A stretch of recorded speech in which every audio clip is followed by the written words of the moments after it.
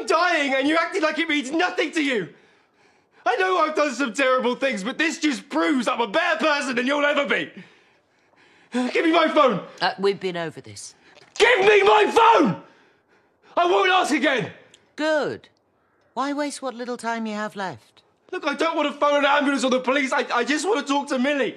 And say what exactly? That I love her. Oh, you don't want to do that. It's unfair to put her through this. Don't you get it? This isn't about what I want, it's about what I need. There is nothing more important to me than that little girl, and now I'm never going to see her again. Because of you! I am doing her a favour. Her and your unborn child. And when I die, are you going to be the one to tell her? Are you really going to look her in the eyes and tell her that you're the one who took her father away? It'll look like a heart attack. Millie will never need to know the truth. You will. And you'll be reminded of it every time you see her. Please, Mum, just let me have this, OK? Let me say goodbye to her. Not until you tell me what it was I did to make you this way. Fine. Fine. Do you really want to know? I'll tell you. I can't think of a better way of using my last breath than to tell you how much I hate you.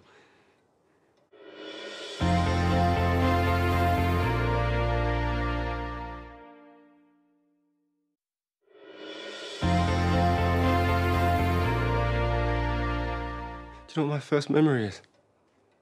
It's coming home from boarding school when I was 6 years old. And I was so excited to see you, to show you all the stuff that I'd learnt, to get to spend Christmas with you. Of course, you weren't there, were you? You'd flown off again with the last-minute business trip.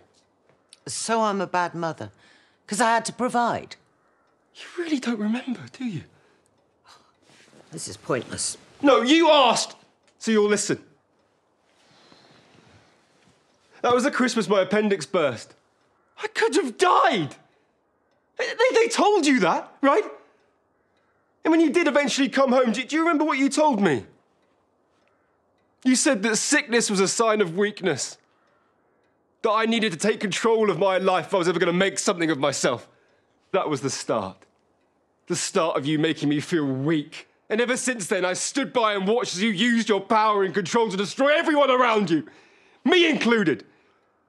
You can claim that you're disgusted by what I did, but the truth is it was your idea in the first place. I saw what you did, and I couldn't sit back any longer. I took your power and I used it against you. Made you sick. Made you weak. You once told me that I had to become the son that you needed me to be. Well, this is it. And my only regret is that I didn't do it any sooner. Are you done? Good. Do you want to know why I've always been so hard on you? There was a time I would have said that it was because I knew you were capable of so much more. That it was another lesson to prepare you to one day take over all of this from me. But the truth is, I was afraid. Because every time I did step away and I tried to let you be your own man, you found a way to mess it up. That's not true. OK. Let's look at this past year alone, shall we? A year when you managed to lose most of your assets, and somehow even some of mine, to a woman who only loved you because she was paid to. Whatever killed mine and Andrea's marriage started with you.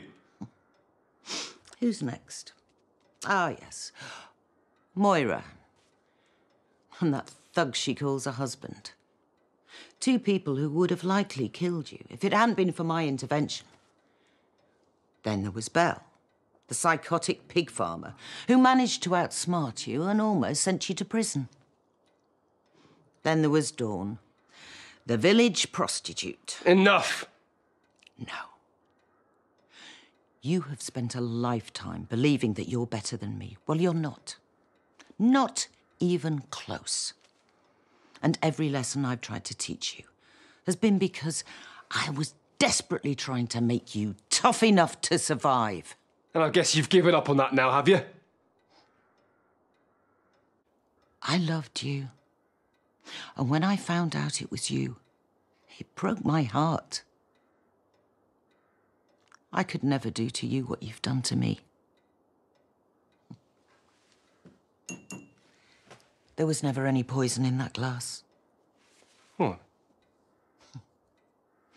Whatever you're feeling, it's all in your head. Guilt maybe, but it has nothing to do with me.